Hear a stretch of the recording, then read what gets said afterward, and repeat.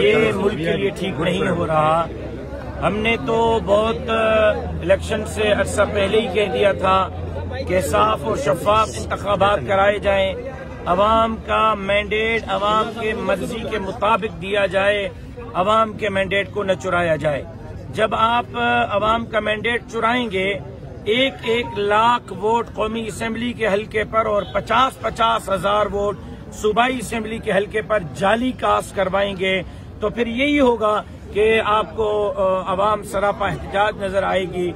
और पिछले एक हफ्ते से हम एहतजाज कर रहे हैं, कभी कहाँ कभी कहाँ कभी कहाँ।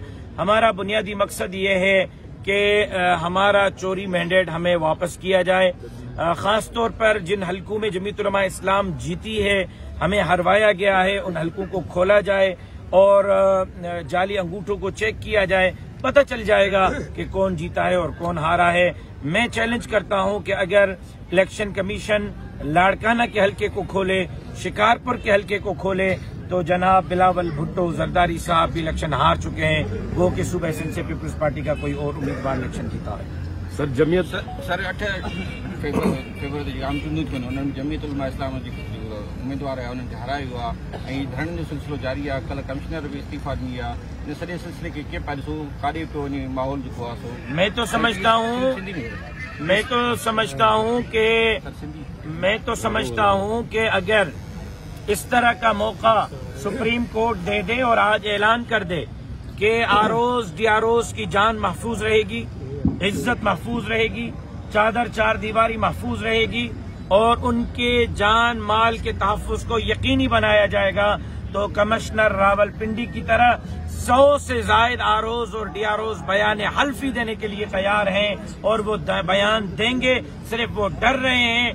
अगर सुप्रीम कोर्ट जान की जमानत दे दे तो आपको इस तरह के बहुत सारे लोग नजर आएंगे। सिंध में जिसकी सूरत हाल है, सब का पहिरियां इहो कयो वियो त निगरान वज़ीर आला ज़रदारी साहब जे मर्ज़ीअ जो लगायो वियो, निगरान काबीना ज़रदारी साहब जे मर्ज़ीअ जी लॻाई वई। पोइ हिते हल्का बंदियूं जेकियूं थियूं अपोजिशन जूं, चाहे उहा मुस्लिम लीग नून ही, MQM ही, GDA ही, JUI, असां सभिनी जूं हल्का बंदियुनि ते एतराज़ात जी दरख़्वास्तुनि खे रद्द करे रद्द टोकरी में फिटो कयो वियो। 100 मां 100% दरख़्वास्तूं पीपल्स पार्टी जूं क़बूल कयूं वयूं, उन्हनि जे मर्ज़ीअ जा हल्का ठाहिया विया। उन खां पोइ आरओज ऐं DROs जेको आहे उहे माण्हू हया विया जिन खे पीपल्स पार्टी नौकरी ॾिनी आहे, पीपल्स पार्टी जा नवाज़ियल आहिनि। हाणे बि उन्हनि जी पेस्टिंग हिकिड़ी MPA हिकिड़े MNA जे फोन जे मरूने मिन्नत रहे थी, उन्हनि खे आरओज ऐं DROs हयो वियो। उन खां पोइ जो को प्रिज़ाइडिंग ऑफिसर, असिस्टेंट प्रिज़ाइडिंग ऑफिसर आहिनि, उहे पीपल्स पार्टी जी लिस्टुनि जे मुताबिक़ रखिया विया। हर हल्के जो उम्मीदवार लिस्टूं ॾिनियूं, उन्हनि जिन जिन जूं लिस्टूं ॾिनियूं उन्हनि खे प्रिज़ाइडिंग ऑफिसर ऐं असिस्टेंट प्रिज़ाइडिंग ऑफिसर लॻायो वियो। उन खां पोइ नेटवर्क बंदि कयो वियो ताकि उम्मीदवार पहुची न सघे।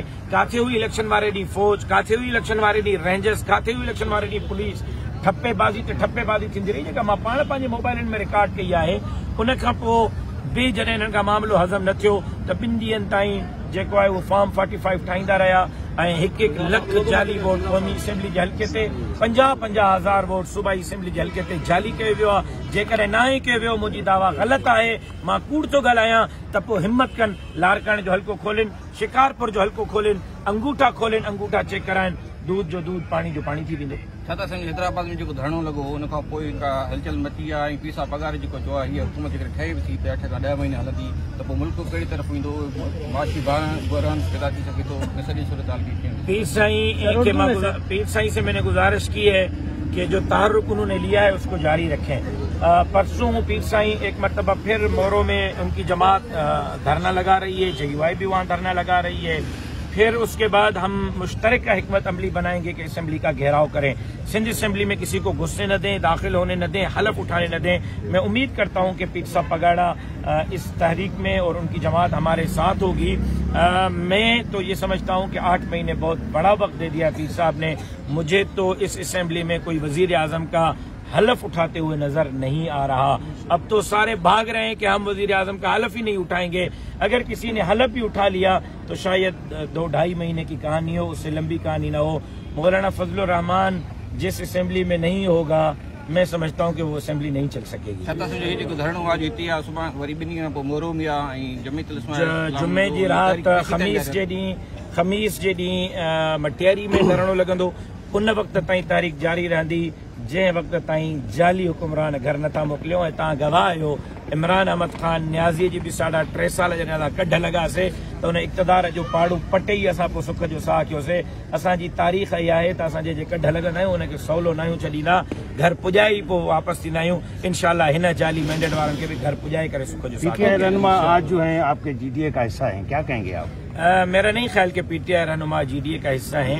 जीडीए अलग इत्तेहाद है, पीटीआई अलग है, जेयूआई अलग है। हाँ, ये जरूर है कि पीटीआई रहनुमा आजकल मौलाना फजलुर रहमान साहब के घर के गिर्द तशरीफ ला रहे हैं, तो 16 साल पहले आ जाते और इमरान अहमद खान न्याज़ी के हवाले से जो हमारे खदशात हैं उसको वाज़े कर देते हैं। देखिए, हमारा इमरान अहमद खान न्याज़ी की ज़ात से कोई इख्तिलाफ नहीं, उसके नज़रिए से इख्तिलाफ है, उसके एजेंडे से इख्तिलाफ है।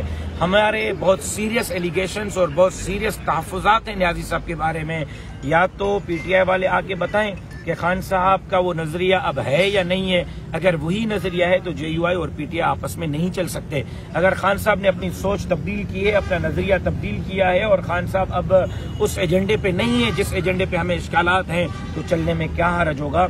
लेकिन मेरा नहीं ख्याल कि उस वक्त तक जेयूआई और पीटीआई इस हद तक आगे जा सकेंगे कि वो इकट्ठे मिलकर तारीख चलाएं जब तक खान साहब अपनी सोच को नहीं बदलते, अपने नजरिए को नहीं बदलते और अपने उस एजेंडे को नहीं बदलते जिस एजेंडे पे हमें तहफ़्फ़ुज़ है।